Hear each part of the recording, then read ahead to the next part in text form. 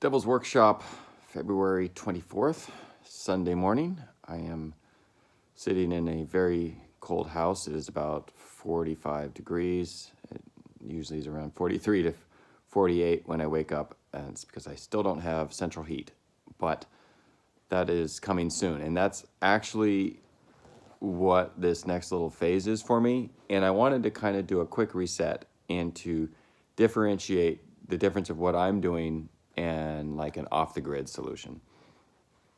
There's three main differences, and they're kind of like big picture differences. It's not little. It's not like what you would buy. It's almost how you would use it and put it together. So, big differences. I'm trying to focus on making all of my inputs not needed from capitalism, as opposed to a lot of people who live off the grid. They just they focus on maybe their house and electricity, and some people have the luxury of doing a well because they have enough space, but they're almost always still planning on interacting and requiring a job or something for capitalism, to work in capitalism. And land is one thing that it's hard to get around. You kind of have to pay the man for that one. So there's that. There's the goal of sustainability, and when you are living off grid, it's kind of like you're just trying to maybe not have to pay for electricity and stuff, but it's not like you're, I said scalability, sustainability. The goal is scalability, not sustainability.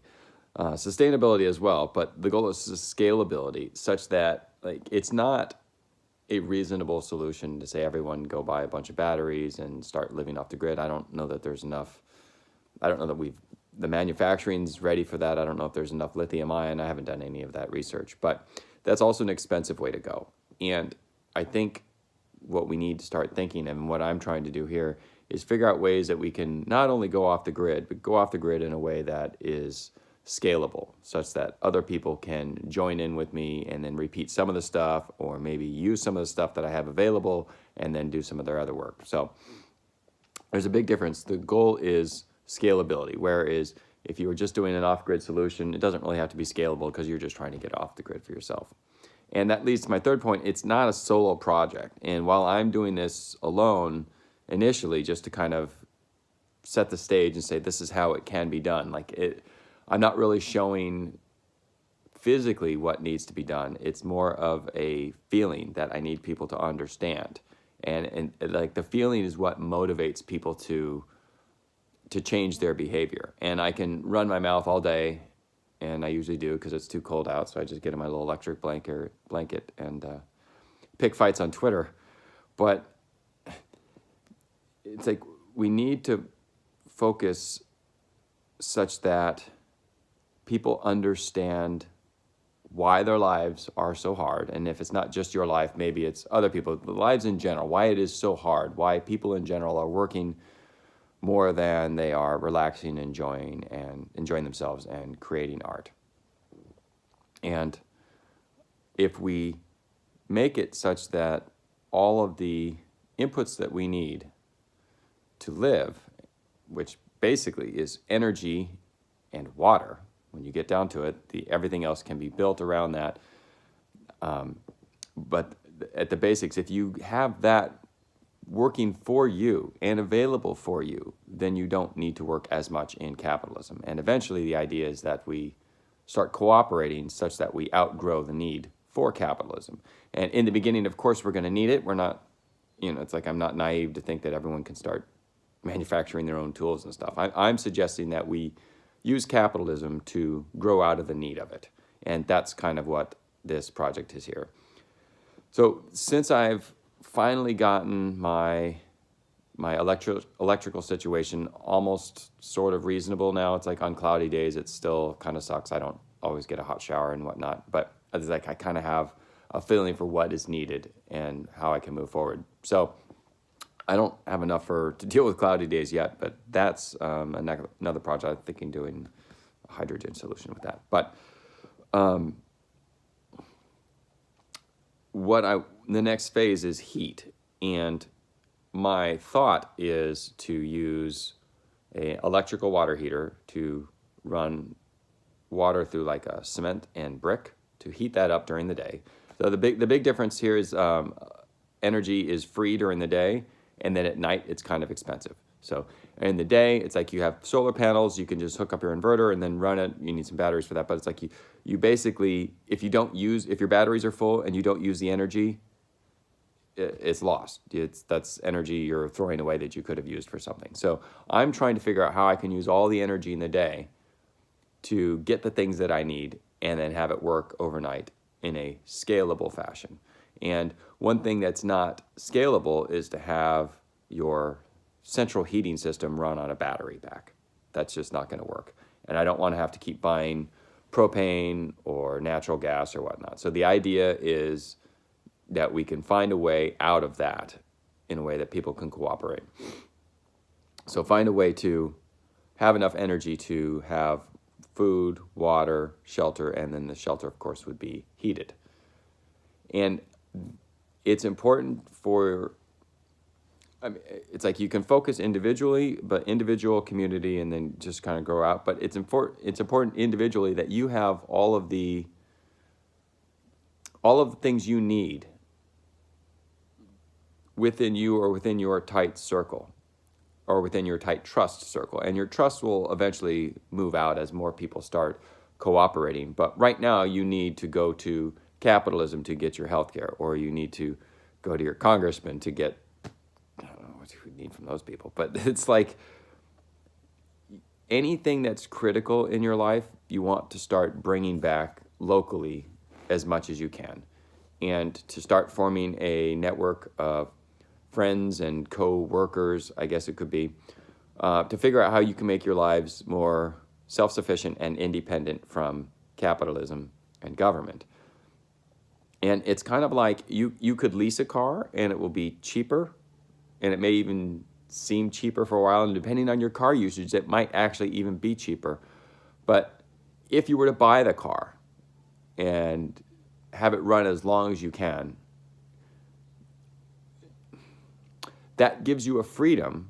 It's not so much not thinking about money. That's the important part, is that gives you a freedom to know that if you don't have a job, you still have this car. And if you lease the car, you always have to work in the system. So in a way, it's like we're using capitalism to buy ourselves out of capitalism. You are buying the car, then you have the car. You can use that product for as long as it lasts. You buy the solar panels, you use them, and you can use that energy however you want for as long as those panels last. As opposed to right now, like our energy, it's so backwards where, like SDG&E, where I moved to Vista, so maybe it's not even SDG&E anymore, but whatever. Our power companies, the energy is what? Expensive during the day because that's high use, and then it's cheap at night. That's like completely backwards. It's like energy should be free during the day because it's abundant, and it should be expensive at night because don't we burn like coal and shit? I don't even know. But so what I'm doing with this project is trying to put power into the hands of people and their communities. And it's not, no one's going to give it to anyone. The banks aren't going to loan you money to do this project. They only want money out of the community. So if they're going to take money out of the community, what you need to put in is the resources and the effort and the infrastructure such that you have what you need to survive. And that is basically food and shelter, which includes water and warmth. And when when enough of us individually start focusing on that and cooperating with each other on the internet, most likely at first, but absolutely we need to branch off the internet and get off social media and meet our neighbors and whatnot to figure out how we can get off the need of capitalism and government and all the other crap that is going on today. It's like I keep seeing all this political stuff going on, and it's getting harder to care. It's like John Podesta endorsed some of Bernie's decisions, but it's like I like Nina, she joined. And it's like you don't know what these people are doing, and it's going to take so long, even if they have all the good intentions and they're not blackmailed, which I find unlikely. But it's going to take them so long to get anything done. And all the money that people are spending and all the effort that people are spending in the community that they're creating in these political campaigns, all that energy could be converted to making your communities self-sufficient and independent. And rather than giving all our wealth to government and stuff like that, like we could be investing it in our own local communities. And if the politicians want to come talk to us, then they can come talk to us. And maybe we'll listen, maybe we won't. But let's stop giving them money and effort. And if there was some massive cause we could all get behind, that would be great. But I feel like politicians are just trying to feed off the division. Like, I was a Bernie guy, and like I voted Jill Stein. I'm a lefty. I wore a Bernie shirt, I think it was 350 days out of the year or something. But now his stance on Venezuela, it's like, I'm not making a judgment whether or not Trump is racist or not. I think it's a sliding scale. Everyone's racist to some extent, but it's like to say there's a Boolean flag. This guy's racist or not, and here's the acceptable amount of racism and not. It's like that doesn't make sense. But Bernie's going around and saying Trump is a racist, and okay, maybe he is or he isn't, but that's being divisive, and he's only doing it to advance his political campaign. And I get that's what you have to do to win a presidency, and that's kind of my point. It's like, what you have to do is be divisive and suck money out of the communities to win your election, to never return anything. Like, what's anyone going to get done in there? So it's like, do you trust these people that, I mean, it's the Green New Deal. It's like, I agree with the concept. Yeah, we should be sustainable. But it's like, oh my God, the Democratic Party is going to find some way to screw that up.